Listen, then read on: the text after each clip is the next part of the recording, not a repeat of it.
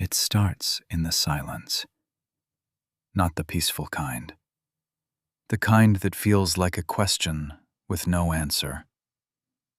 The kind that makes you check your phone again and again, even though you already know there's nothing there.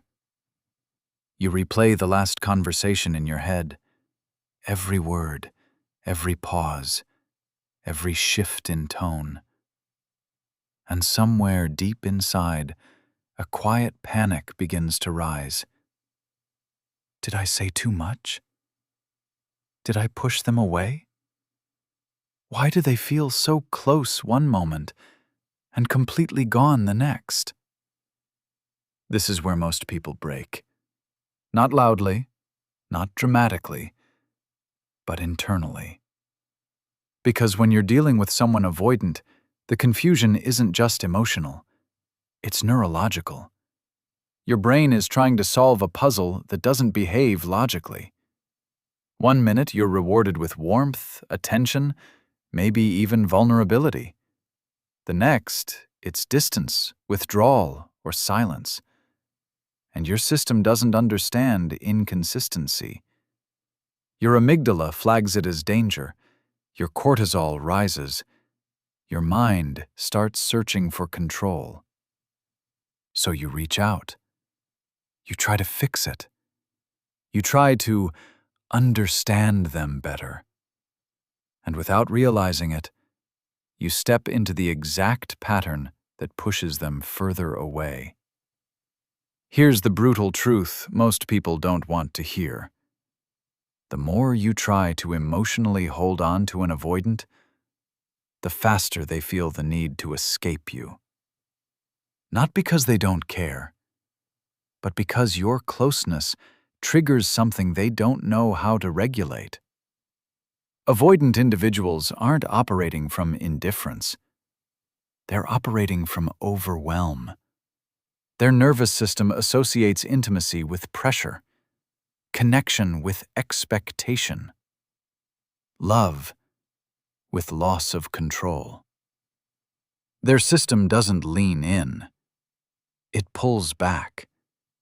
Not consciously, not strategically, but automatically. Their brain is trying to protect them. Think about it like this. When emotional closeness increases, their internal alarm system activates. The same way yours activates when they disappear, theirs activates when things get too close. Different triggers, same survival response. So when you chase them, question them, or try to get clarity, you're unknowingly confirming their fear. That connection equals pressure, that you'll need more, expect more, take more. And that's when they shut down. Not because they stopped feeling, but because they felt too much, all at once. This is where everything changes. Because if you understand this one thing, you stop taking their distance personally, and you start responding in a way that completely shifts the dynamic. They didn't stop caring. They got overwhelmed. And instead of processing it, they escaped it. Now here's the part no one tells you. You don't change an avoidant by chasing them into closeness. You change the dynamic by becoming emotionally still. Not cold. Not distant out of spite. Still. There's a difference. Stillness isn't withdrawal. It's control. It's the moment where you stop reacting and start observing.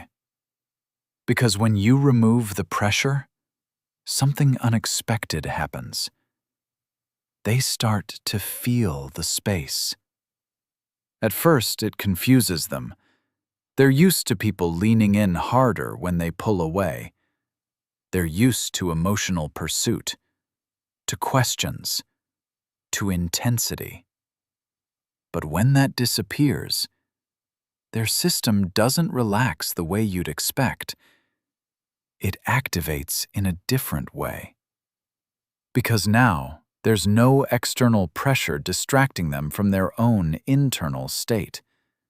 And for the first time, they feel the absence. Not yours, but the absence of control. See, avoidants maintain emotional distance to regulate themselves. It gives them a sense of safety.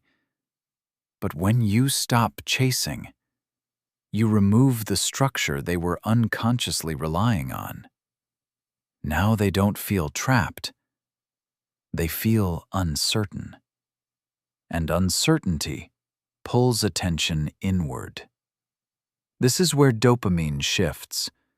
Instead of getting small hits of reassurance from your effort, they experience a lack of stimulation. And the brain doesn't like that. So it starts searching, wondering, replaying. Why aren't they reaching out? Did something change? Did I misread them? You haven't done anything dramatic. You just stopped feeding the pattern. And suddenly, they're aware of the space they created. This is the moment most people ruin, because just as the dynamic begins to shift, anxiety creeps back in. You think, okay, maybe now I should reach out. Maybe I should just check in. And just like that, the old cycle resets. Pressure returns, their system shuts down again, and you're back at the beginning. If you want to handle an avoidant the right way, you have to resist the urge to interrupt this phase, because this is where their emotions start catching up to them. Slowly, quietly. At first, it's subtle. They think about you randomly. They notice your absence in moments they didn't expect. A song, a place, a time of day. Then it deepens. They start to feel something they're not used to sitting with. Missing. But not the loud, desperate kind. A quiet, persistent awareness that something meaningful isn't there anymore. And because avoidants suppress emotions instead of processing them, this feeling doesn't come out all at once. It builds, in layers. They won't immediately text you saying they miss you. That's not how their system works. Instead, they might check your social media, revisit old messages, think about conversations they didn't fully process at the time. Their brain is trying to make sense of an emotional gap without the usual distractions. And here's the shift. When there's no pressure coming from you, their feelings don't feel threatening anymore. They feel safe enough to exist. That's when curiosity turns into reflection. Reflection turns into awareness. And awareness starts pulling them back toward you. But this only happens if you stay grounded, if you don't break. Because the moment you go back to chasing, you remind their system why they pulled away in the first place. This isn't about playing games. It's about understanding regulation. You're not trying to manipulate their emotions. You're removing the conditions that made them shut down. Now imagine this. They're sitting alone one night. No distractions, no pressure, just their thoughts. And for the first time, they're not focused on escaping you. They're thinking about you. Not the intense version of you that needed answers, but the calm version.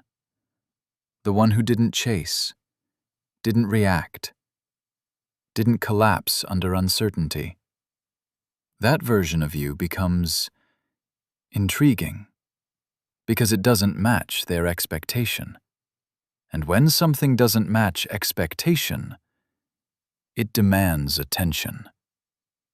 That's when they start leaning in, carefully, indirectly. A message, a reaction, something small, testing the space, seeing if it's still safe. And this is where your power is either solidified or lost. Because if you respond with intensity, if you suddenly pour everything back in, you collapse the space that allowed this shift to happen. And they feel it immediately. So they pull back again. But if you stay centered, if you match their pace, not their distance, but their emotional rhythm, something different happens. They don't feel overwhelmed. They feel drawn in. Because now the connection feels balanced, not forced, not heavy, just present. And over time, that presence becomes something they associate with safety instead of pressure. That's how change begins. Not through confrontation, not through convincing them to open up, but through consistent emotional stability. Now let's be clear about something. This doesn't mean they will suddenly transform into someone deeply expressive overnight. Avoidant patterns are deeply wired. They don't disappear instantly. But they can soften. They can shift. If the environment stops triggering their defenses. The real question is, can you hold that environment? Because this is where most people struggle. They understand the concept. They see the shift. But maintaining it requires something deeper than strategy. It requires self-worth. Because when you stop chasing, you're forced to sit with your own uncertainty too. You don't get immediate reassurance. You don't get constant validation. You get space, and space can feel uncomfortable if you're not anchored in yourself. That's why this isn't just about handling them. It's about transforming you. Because the version of you that doesn't chase isn't pretending. They're grounded. They know their value doesn't decrease based on someone else's emotional availability. They don't collapse into silence. They expand within it. And that energy is felt, not just by avoidance, by everyone. Now, here's the warning. If you use this approach as a tactic, it will fail. If underneath your stillness there's anxiety, desperation, waiting, they'll feel it. Maybe not consciously, but energetically. And their system will react the same way. Distance. Because true non-reactivity isn't about behavior. It's about state. You're not holding back messages. You've simply stopped needing to send them. That's the difference. And when you reach that point, something powerful happens. You're no longer trying to change them. You're no longer focused on what they're doing. You're anchored in what you're becoming. And ironically, that's when they start to change. Not because you forced it, but because the dynamic that kept them avoidant no longer exists. So they don't have to run. They can approach. Slowly. In their own way. But this time, without fear. And you're no longer waiting. You're choosing. Choosing whether their pace aligns with your standards. Choosing whether their effort matches your energy. Choosing whether this connection deserves your presence. That's the final shift. You move from confusion to clarity. From chasing to observing. From needing to deciding.